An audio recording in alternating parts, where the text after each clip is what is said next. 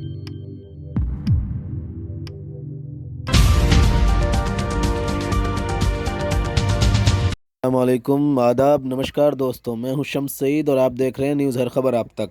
दोस्तों, आपको मालूम है कि किस तरह से हिंदुस्तान में हर चीज़ बिक रही है।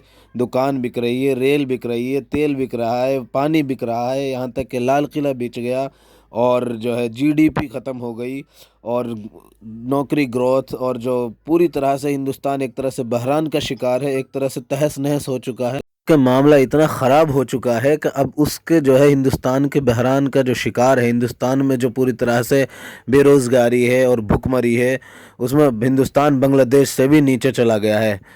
और दोस्तों, इतना बुरा हाल है कि अब हमारी यहाँ की बेरोज़गारी और माईशत जो पूरी तरह से तबाह और बर्बाद हो चुकी है, उसका जो है दूसरे मुल्क भी मजाक उड़ाने लगे हैं। दोस्तों, नेपाल की जो सांसद है, उसमें बजट सत्र चल रहा था, उसके दौरान वहाँ के एक सांसद ने हमारे यहाँ का, हमारे इस मुल्क का जो खूबसूरत और एक खूबसूरती की चिड़िया कहा जाता था, जो एक गंगा जमनी तहजीब और भाईचारे का नमूना था, उसको जो लेकर हिंदुस्तान में जो किस तरह से बर्बादी फैली हुई है, किस तरह से माशी तंगी फैली हुई है, उसको लेकर किस तरह से उन्होंने मजाक उड़ाया है वहाँ के बजट सत्र के दौरान उन अपने संसद में। आप लोग वीडियो देखिए। बड़े जोर शोर से भारत के महान प्रधानमंत्री, यशस्वी प्रधानमंत्री, अब मैं ये पूछना चाहता हूं, भूटान को 10,000 करोड़, मंगोलिया को 70,000 करोड़, बांग्लादेश को 15,000 करोड़, मॉरिशस को 5,000 करोड़, नेपाल और अफ्रीका के देशों को 39 अरब करोड़,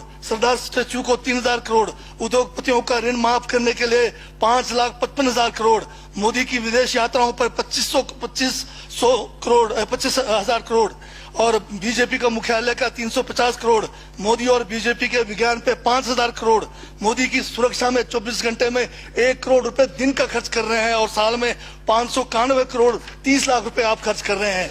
और पिछले 5 सालों में कुंभ के मेले में 15,000 करोड़ और यूएसए के प्रेसिडेंट ट्रंप को नमस्ते करने के लिए 100 करोड़। तो ये यशस्वी प्रधानमंत्री है क्या? इस किस्म के प्रधानमंत्री को यशस्वी कहेंगे? आपने जो है भारत को उच्चतम बेरोजगारी के दर पे पहुंचा दिया है।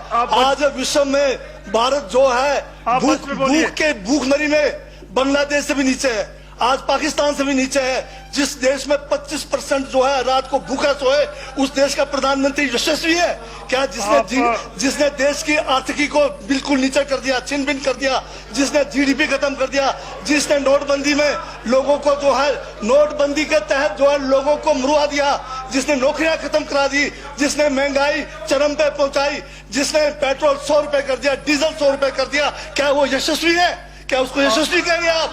यशस्वी प्रधानमंत्री है आपका, जिसने भारत के सैनिकों को शहीदों की संख्या पिछले 30 सालों में सबसे ज्यादा है। क्या ये यशस्वी प्रधानमंत्री है? जिसने देश के अंदर चीन को घुसा दिया, क्या वो यशस्वी प्रधानमंत्री है? बजट पे बोलिए। माननीय सभापति महोदय, ये बजट में जिक्र हुआ है यशस्वी प्रधानमंत्री का और मुझे उसका जवाब देने का पूरा अधिकार है, जो मुझे कोई छीन नहीं सकता है। ये क्या यशस्वी कहेंगे इसको आप? बहुत यशस्वी है। देश का जो है आज बिल्कुल देश को आर्थिक रूप से कंगाल, राजनीतिक रूप से कश्मीर से कन्याकुमारी जो अखंड भारत है वो खंड होने जा रहा है। हिंदू मुस्लिम कर करके आपने जो है इस देश की जो है ऐसी तैसी फेर रखी है। और अब जब मैं कह रहा हूं तो आपको तकलीफ हो रही है। आप बताइए क्या तकलीफ की उसमें है? आप अब ज्यादा, अभी लाल किला आपने बेच दिया, रेलवे स्टेशन आपने बेच दिया, एयरपोर्ट आपने बेच दिया। यशस्वी प्रधानमंत्री है।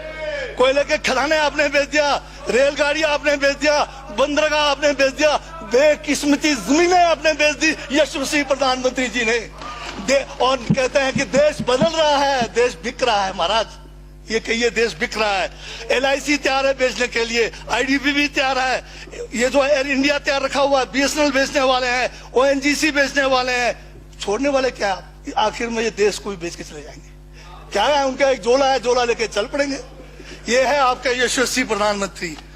ये यशस्वी प्रधानमंत्री है। दाढ़ी बढ़ाने से टैगोर नहीं बन जाते। टैगोर के गुण लाने के लिए दोबारा जन्म लेंगे 100 बार, तब भी नहीं आएगा। हाँ, दाढ़ी बदल के और मेकअप करा के 15-15 लाख के, उससे कुछ होने वाला नहीं है आपका ना, बिल्कुल। और जो जहर आप लोगों ने जो है इतने सालों में इस देश के अंदर जो है आपने जो इस देश में भेजा है उससे वो जो है ये बजट पे ही है। Sir speaker sir speaker sir speaker sir यशस्वी प्रधानमंत्री जी का जिक्र बजट में आया है, इसलिए मुझे भी जवाब देना पड़ा है।